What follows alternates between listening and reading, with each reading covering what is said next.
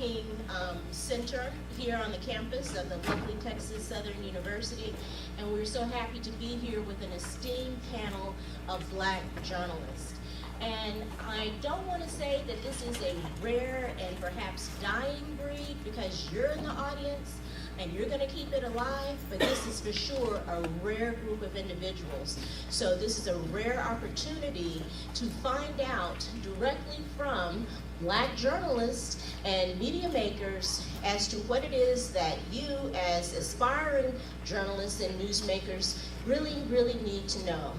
And also, it's a great opportunity for us to find out just a little bit more of the vital role that the Black press has played throughout history.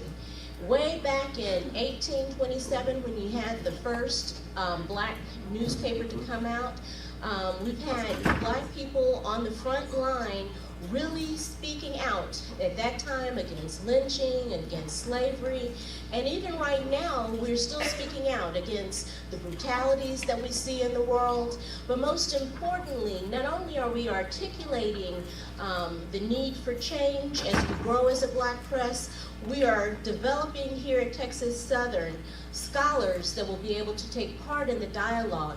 So I'm delighted that our panelists are here with us today, and I do look forward to a time when Texas Southern University students will change seats and move from the audience and take your place on the stage. That day is coming.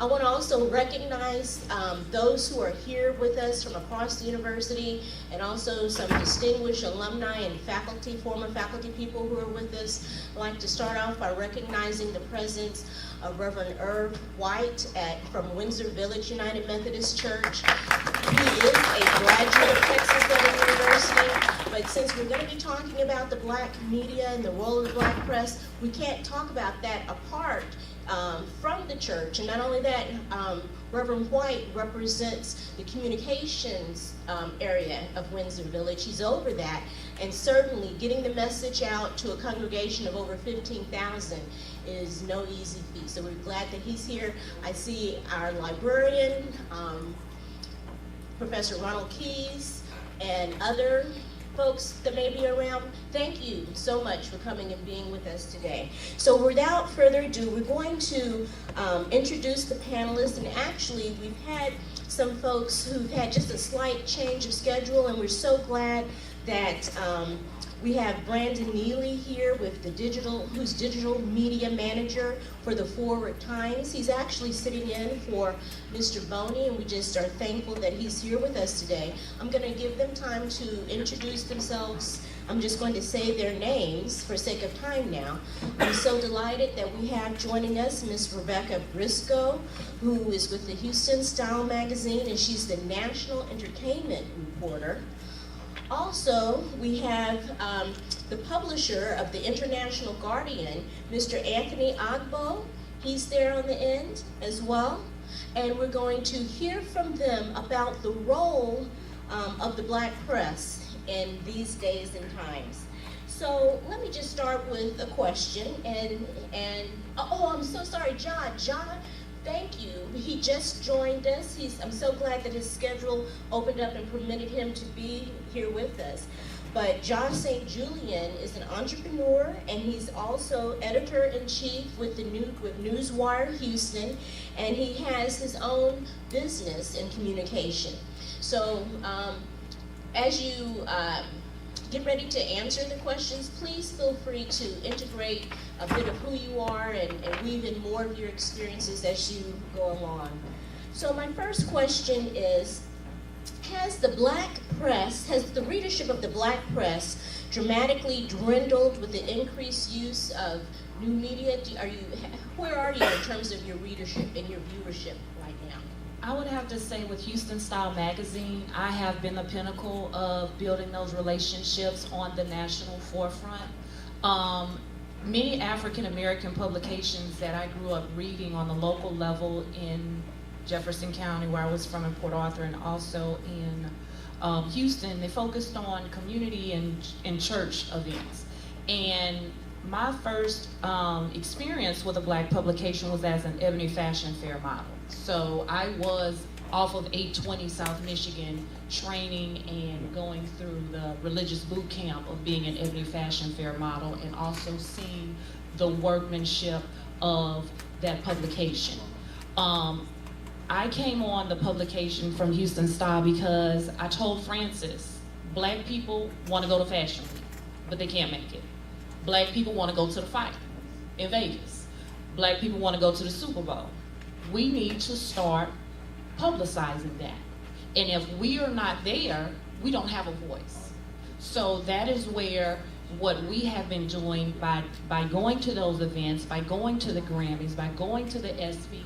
I am the first African American woman to ever cover the ESPYs in the 20th year inception. So that was making history from a minority publication. So that is what we did, which has in hand increased readership, which has established relationships with national brands, which has given us opportunities for more advertisement dollars for activations, and has also solidified us as the #1 African minority publication in Houston from our relationships. So I can't give you the impact of, you know, the knocking on the door, but I can give you my experiences from breaking down barriers, going to these large advertisers and going to these billion-dollar agencies and letting them know that we do have a voice, that we do need representation, and we do matter. Because most of our entertainers that have high net worth look like us. Most of our professional athletes that have high net worth, they look like what? They look like us. So these brands must recognize that the African American press is the pinnacle for representing those brands that we consume on a regular basis. Just to add to that, just to give you a little background about the Houston Forward Times. We'll be celebrating 55 years this year. And we say this, that's a major accomplishment. And with that, understanding, we are a weekly publication, so we're a little bit different than some of the other publications in that, one, we are weekly. And for the last 55 years, we've never missed a week of print.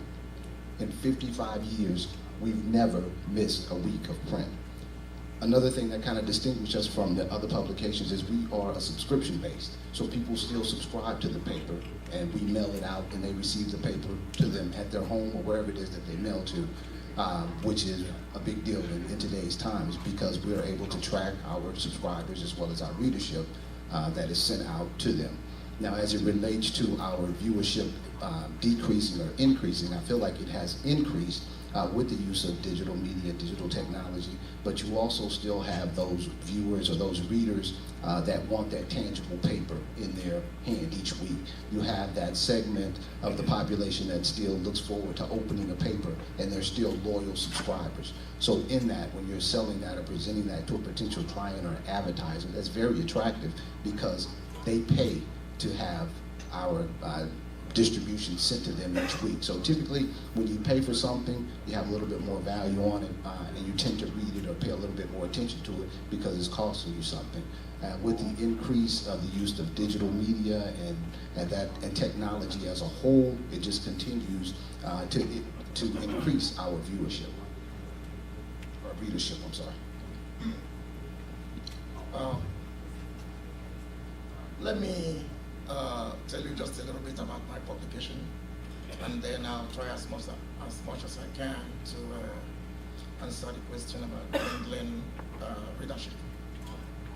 My publication is International Guardian, and anytime you see a conference on black press, you will see me. They always invite me to give it a different accent, a global view. And we established this paper to bridge the gap between the Africans and African Americans in issues about communication relating to the problems they have in their community. And you must have heard that phrase many times about bridging gaps. I believe this is your theme for this conference. And if I recall, you've had that theme before in one of your communication conferences. 1996, I remember covering the NMPA convention in Houston. Their theme was bridging the gap. I've covered a lot of it, but I keep seeing gaps, and no bridges. which means that something is not being done right. Now, I'm trying to be honest anytime I have student audience, because you eventually find yourself in this position where you have to combine your profession with managing business. You know, the issue of identity came into the publication. If I come to the African American community, they call me African Press. If I go to the African community, they call me Nigerian Press. You know, so you find out that we are still segmented when it comes to collaboration as black people to communicate with the black community.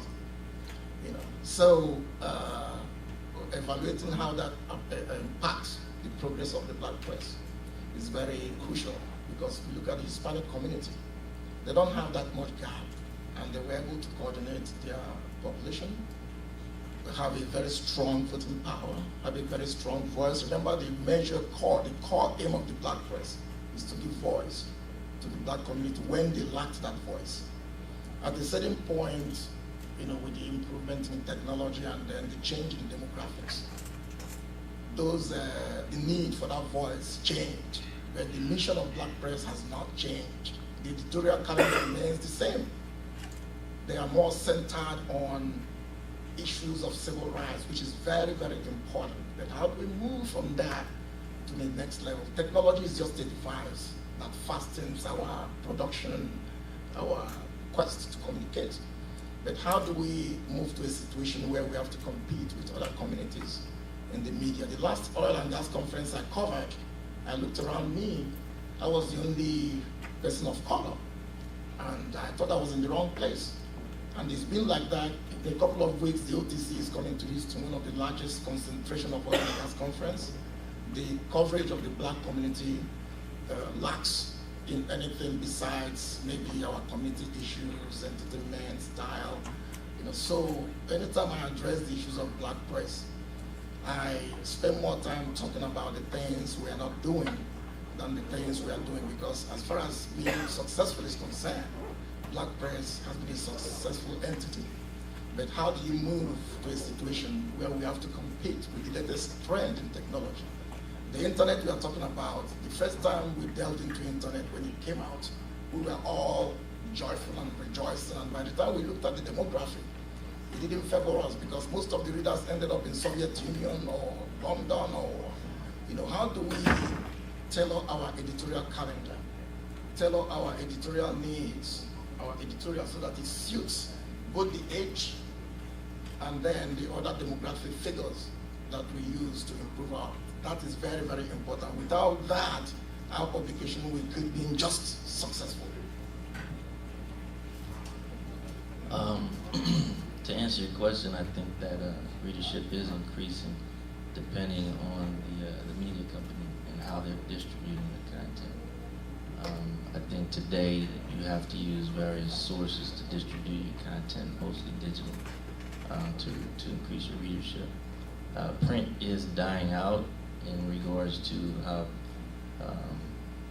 media companies were using it in the past, but it's coming into a rebirth on new trends and methods of using your print that actually can increase your readership. So a little history about my company. We're not the general form of a media company. We're a newswire service. It's kind of a mixture between PR, newswire, and AP, but we focus locally here. And our goal is bridging the gap, like Anthony said, between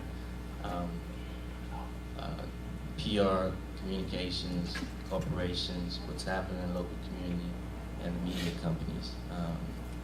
Across Houston, there's about over 40 different media companies that cater to diverse ethnic communities. When I started this company, I was getting mentored by the past Bowmer PR owners, Helen and Carter and Alan Carter, and then Fogarty Klein Monroe. And when I realized is when they distributed a press release, it would not go to the ethnic media. They would check that box. It may have one relationship or one journalist they would work with, but they would bypass that. And their reasoning is because when they build their service, it was too much work to really reach out to all those different demographics and small mom and pop shops and foster those relationships. They couldn't build it back to the client. So what I did locally was started a platform that would distribute content to all those different media companies and work with them to publish that content for these different PR firms and corporations that was trying to reach that demographic. Great. So what I hear you saying is that there is in some ways a need for a new economic model, one that will embrace the changes in the marketplace and still allow each of your organizations to fulfill its mission by reaching its publics. What might that market plan look like? Because for our young audience, print media has traditionally been subscriber-based. And so when you run out of folks who want to pay to have the printed paper, then you have to go to another model. And for a moment, when the internet came on the scene, folks were scrambling to try and figure out what can we do to generate revenue. So it's such an important part of the equation. Can you address that revenue piece? For example, by me going to the SVs and realizing who the major sponsors were, and at that time it was General Motors, subsidiary of Buick. And so we created a strategy before we went to LA that we were going to activate that brand. And we have an established relationship with General Motors, but we wanted to solidify it with Buick. So the whole team was able to execute a social media strategy. So when we came back, we went through the analytics to where our social media engagement exploded more than the General Motors brand. Therefore, that was presented to the General Motors advertisers and their subsidiary advertisers for increased budget for print and for online and continuous activations. Our publication was the only one invited from the Houston market to debut the 2015 Cadillac Escalade. Not because we were a black publication, it was because we were a publication that knew how to execute and activate brands that could in turn be verified to revenue and numbers. So that's where the advertisers are looking. They want to know if you can explode, if you can engage, and that is how our publication is able to be at the pinnacle and get more budget with the Macy's, with the General Motors, with the Wells Fargo, the AT&T, the HEB, and so forth. So that is where it's going. And students, I advise you to understand the importance of social media, understand the importance of utilizing those hashtags. I don't care if it's the Grammys, Black Girls Rock, there is a hashtag, and they utilize that as a metric of revenue. So don't think they just having Love and Hip Hop ATL up there just to put up there. No, they're utilizing that as a metric for those commercial advertisers to give more money. And if I could, John, I was going to ask you if you could go, because I understand you will have to leave the panel shortly for another engagement. Thanks for stopping by, but if you could share. Sure. One of the key things that we do is consult with a lot of media company owners and GMs to help them figure out how to monetize their content a lot better, or figure out new revenue streams. And I agree with a lot with what Rebecca said.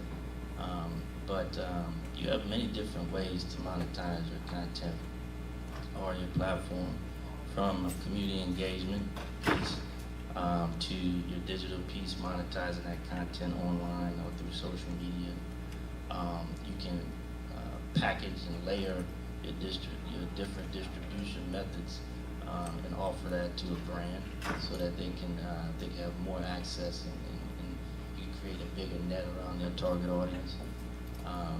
You can do subscription email blast or print publications. So there's a lot of ways that we are monetizing our platforms today.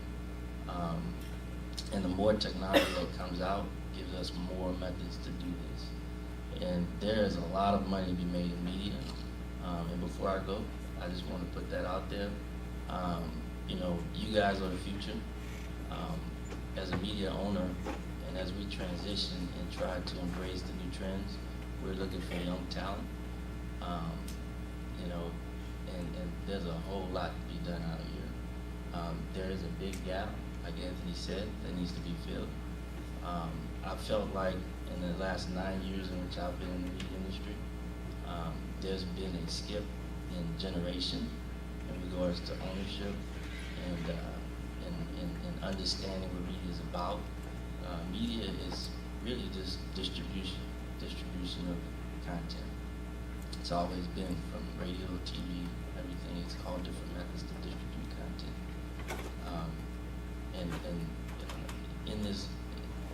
In the last 8 years, you've had in all different ethnic groups, you've had many owners that were up there making a lot of money, and then for some reason my generation got skipped. We didn't get it, and I've learned a long time ago that media is a perception.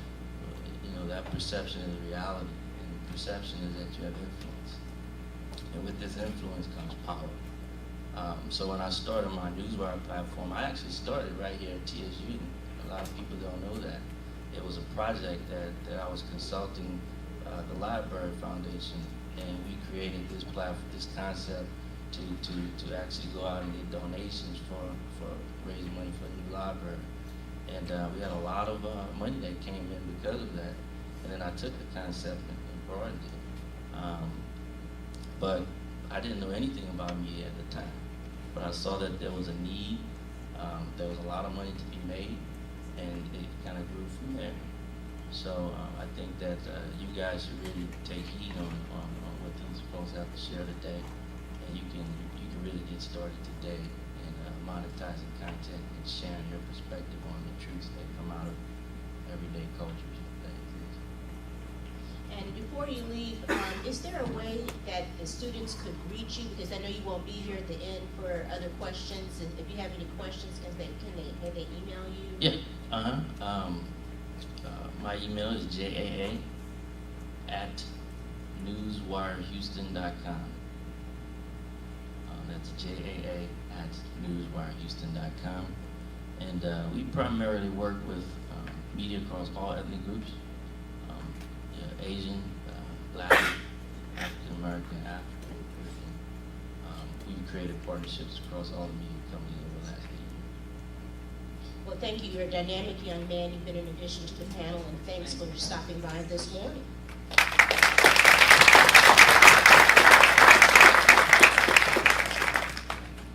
Okay, if I may add to what Rebecca said, she made a very important comment about striking this deal not because they were a black publication, but because they were well branded, they had a good product. I just want to highlight on that. That is basically the reality of the new media business. These days, is nobody looks at your face to evaluate your product.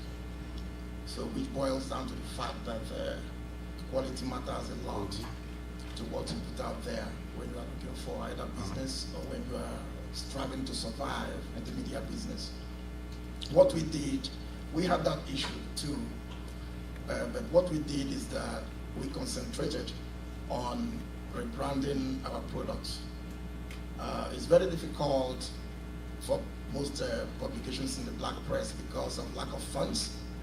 I will never forget to mention that to you, that fund is one of the major issues when you are dealing with media business, especially when you are a minority. And then you have to also deal with the political issues. Media and politics are, they are like Barack and Michelle. You can't separate them because there are good products. There are people that have better brands and good products, and they still don't get the advertisement. They still don't get the business. There are people who don't have that much better product, and they still get the business. These are based on political affiliations. Who do you know? So it's necessary to interact, go to conferences, volunteers for political campaigns, and sometimes we have to even, work, for good competing politicians. Even if it's just going there and helping them to pass out flyers, and that's what we do as community media, to get the required attention, that helps, us to break through the system. And then you have to talk about their system upgrade. Before technology went wild, it was very expensive, and most black press couldn't afford, the bigger system that will enable them to reach a bigger audience. Then they started also dwindling in funds, but now technology is very cheap. Those blogs that are free in Google used to be very expensive, so the system matters a lot. So you have to look at your competitors and your colleagues and figure out what system are they using, because system compatibility drives your circulation and viewership, and then your circulation and viewership drives your revenue. So it's like a cycle. You have to talk about the quality of the product. You have to talk about, before you talk about circulation, because if you print 1 million papers with unsubstantiated news items, within 2 months you go out of business. Monotony of story coverage. If you go to the Google, you will see about 1 million headlines about police shooting unarmed individuals. And the other time I was trying to find out, how do I get some information to educate the community on how to obey the police? What do you do when you are pulled over? Because your life is not worth that. And I find it hard. So it's like the whole reporting, centered. Of course, we know that the police is supposed to protect the community, but when, as media, as reporters and media workers, what we do is that we look at all the angles. While we report one side on what is going on, we also report one side on what are we going to do to avoid such incidents, because it's like it happens every day now, because you have a camera. You don't, you know what to do when you are pulled over, so why don't you do it? That is the issue. So that we can all concentrate on fighting the wrongness of the system, rather than fighting the system on one side and then coming back on the other side and looking at what are we doing? So they are all connected. Your news coverage, your circulation, your system quality are all connected to your revenue drive. Thank you. Just to add to both of what they were saying, with you all's generation, I think, as you mentioned, social media is very important. And with that said, you have to be very, very conscious of what it is that you post on social media, even now, with what you do. Because once you put it out there, I advise anybody, whatever you put online, once you put it out there, it's out there. I don't care if you try to take it back in a second. When it's gone, it's out there. And you never know what somebody's going to use it for at a later time. So always be very conscious about even how much personal information you put out there about yourself, for one, because in the future you may have to revisit it. So be able to justify putting it out there. Now, as it relates to monetizing content, creativity. They were able to do what they were able to do because of creativity. So in dealing with advertisers or dealing with trying to fund your content, you have to be creative. You have to think outside of the box. So yeah, I've got 100,000 followers, but if you have 100,000 followers that you can't mobilize or that really don't pay attention to you, you're really of no benefit to that advertiser. So when presenting to a potential sponsor or advertiser, be creative.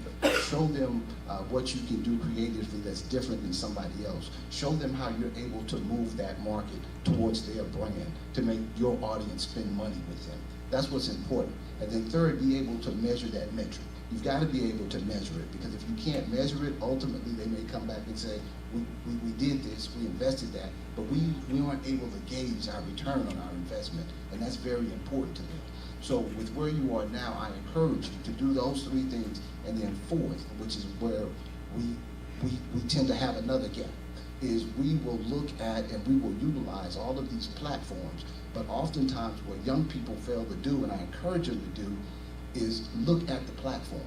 Look at the creators of the platform, look at where they're going with the platform, but mainly look at how they make their money. Look at their business model, because that's very important. If you don't understand how that a Twitter or a Snapchat or a YouTube, or how they go about generating dollars, or their business model, you're a step behind, because if you understand how they're generating money and how they plan on generating money, you can put yourself in a position to be where they will be as when they're coming. So just keep that in mind, starting now as you get ready to venture out into this new age of media. Thank you so much, and that's so important, because what you're really talking about is how to get those persons who would sponsor you to really see you as valuable. And so I'm going to pause for a moment, because we have some sponsors, and we know that they've been valuable to us, and I just want to acknowledge some of them. First, I'd like to thank Dr. James Ward, who was here with us earlier this morning. He is our beloved dean and now the provost and vice president for research here at Texas Southern. I'd like to thank the Houston First Corporation, ABC 13, Fox 26, NBC Channel 2, CBS 11, and of course our own KTSU. I'd like to acknowledge Professor Matthew Knowles for his generosity in helping us today, and also the TSU Xerox Center, along with ERHC Energy Houston. Those are just a few of our sponsors, along with a dynamic team of students who've been working here with us. Student workers, if you can wave your hand if you're out there, some of you. Yeah, thank you. Thank you so much. And just one other, we have the Houston First Corporation as well, that I certainly want to acknowledge, the Houston First Corporation. Thank you. So let me just give one more question to our guests, because we're going to wrap up the panel as we are running a little bit behind on the time. But I really will make it a twofold question, because you can end with what you would like to share that you haven't had a chance to share.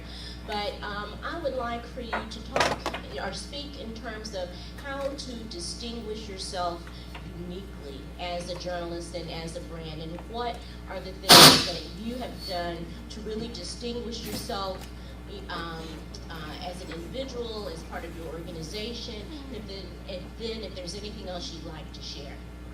I would have to say for myself, I read voraciously, and it comes from me getting my master's degree from TSU in the School of Public Affairs. I have professors like Dr. Eugene Barrington, who knew my background of being an Ebony Fashion Fair model. However, he used to just mess with me every day and say, what are you getting this master's degree for? You just gonna teach little girls how to put lipstick on.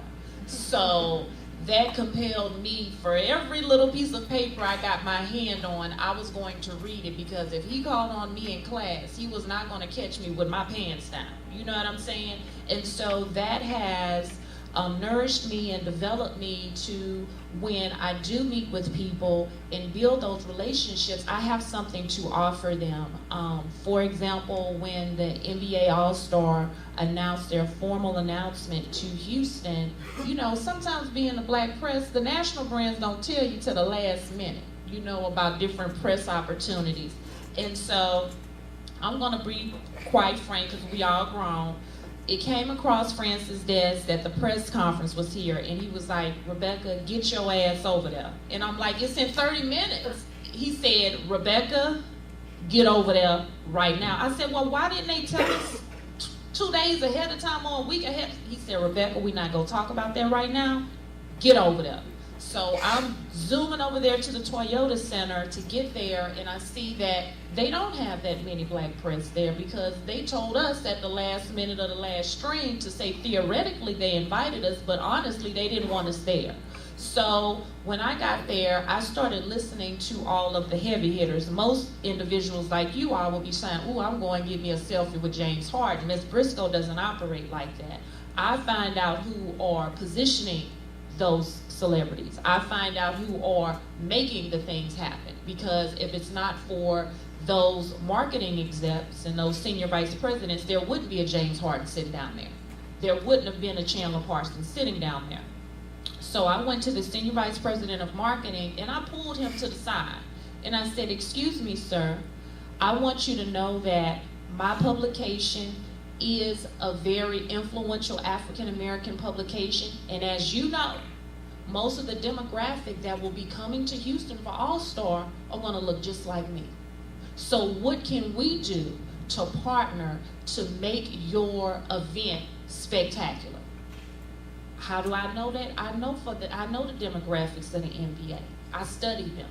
I know who the sponsors are. The sponsors are totally different from the NBA to the NFL. So when I saw him, the gentleman who he was talking, who was Caucasian, he moved away from him and his eyes were as big as golf balls. He said, Ms. Briscoe, I need you to call this number tomorrow. Call it tonight. And guess what? Their PR executive called me the next day and said, what can we do?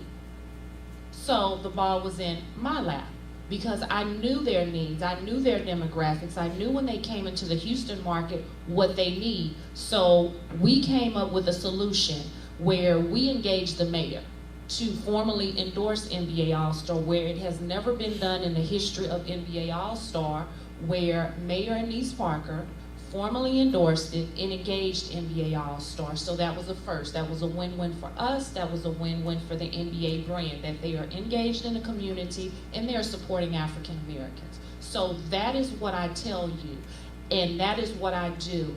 Yes, I may be a pretty face. However, I understand what these advertisers are looking for. I leverage brands, and that's what makes me unique. When I leave out of a room, that advertiser or senior vice president is running behind me. I'm not running behind them because I know their trends. I know what they're looking for. And being a minority right now is superb. Being a black woman right now is superb. Brands are running behind us. But you have to create the lingo and the verbiage of what they're looking for. I'm going to ask all of you all to follow Nielsen.com. That's Nielsen. You have to check it out. My spelling may be wrong. You need to follow them. That is the #1 trend statistic site that says the consumption of women, the consumption of African Americans, and they also do the trends for Billboard and radio spins. That's how people get their checks from Nielsen. So you need to follow that. So when you go to a news station, you say, wait, hold up. Most of your readership for women is at 6 o'clock p.m. Why? Because they're getting in and they're cooking dinner and they're watching the news at the same time. This is what I can offer you. Instead of going into that newsroom or job or establishment saying, I can do this well and I have a degree. That does not matter anymore. And I have been able to leverage relationships to where when brands come to Houston, they call me and ask for me and my team to fix that situation, to leverage that brand. And that's where y'all should be at this point in time. You should understand the impact of social media. You should understand the impact of your demographics by understanding Nielsen. If there's any corporation you want to work with, work for, assist, you need to understand their target demographics. You also need to understand trends, which is very imperative, because if you don't do that, if a student comes up to me and want to intern with me, I'm going to just crack their face in a billion pieces because you don't understand trends. How are you going to go in the street and help Ms. Briscoe if you don't understand trends if you're working with Verizon? Or if you're working with General Motors? Or if you're working with a celebrity who has a net worth over $40 million? What are you going to do and how are you going to make that work? And I have a few of them. I have a few students up in here. Where is Willie here? Yes. Where's Willie? He's running around. Okay, well, Willie I have for sure. He's been part of my dream team where he has seen the effect of the activations and the leverage where Ms. Briscoe gets what she wants because I give them what they need and they are satisfied. And I tell you that, students, that you utilize your voice, you research, you leverage. Don't stand next to the celebrity because of a photo op. You find out who is a person who is positioning them and leveraging their relationship so that you can do that. And if you are standing next to a celebrity, don't have it to where you don't know that person. By me having extensive relationships in sports and entertainment, all the athletes I stand next to, I know them. I can pick up the phone and say, look, they getting ready to drag this story on, you better fix your situation. Things of that nature. And that is where you as African Americans We can't just do one form of media.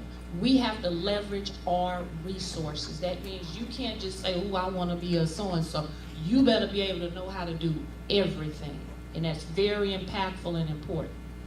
Thank you, and thank you so much. We will have a chance to hear the last two, comments, but I just wanted to let you know we are gonna wrap up, and then students afterwards, if you will stay for a couple of moments so they can ask you, but we'll go off. Okay, thank you. All right, so we'll hear from our last two just briefly. Leverage your resources. That was a very good one. You have to be versatile in the media business, and don't focus on just one discipline. But let me also remind us that we are not all going to be entrepreneurs. Somebody has to work in CNN, somebody has to work in Chronicle. I started my business, I think, about 15 years after I left school. And about 20 years after I got into the media business. So when I started that business, it was very easy because I could do basically everything. As a matter of fact, when I started, I did basically everything. I had to deliver my own paper. And they would see me in downtown, walking the buildings. They'll be like, aren't you the publisher? I say, yeah, I'm the publisher. And then as the business picks up, then of course you start hiring. But if that wasn't the case, then it means I have to start going through loans, business loans. It's very difficult. And then going through, other complex situations of new businesses. So let's just remind us that we have to also be thinking about how to prepare ourselves to work when we get out. And then as we work, we prepare ourselves to own our own businesses. Rebecca has already said a lot, but let me make a very important last point, because a lot of students come to me for either internship or for training for softwares and all that, which I normally do for some of them when I was in HABJ. Most of your blogs do not reflect your profession. When they come and I go to their blogs, I'll see something entirely different and something not very pleasant. If you are an aspiring reporter, your blog should at least have some news items, have some interesting things, because now when you call people for a job, they just Google you. So now what you do is to go back and make sure that you have things that reflect on your profession on your blog.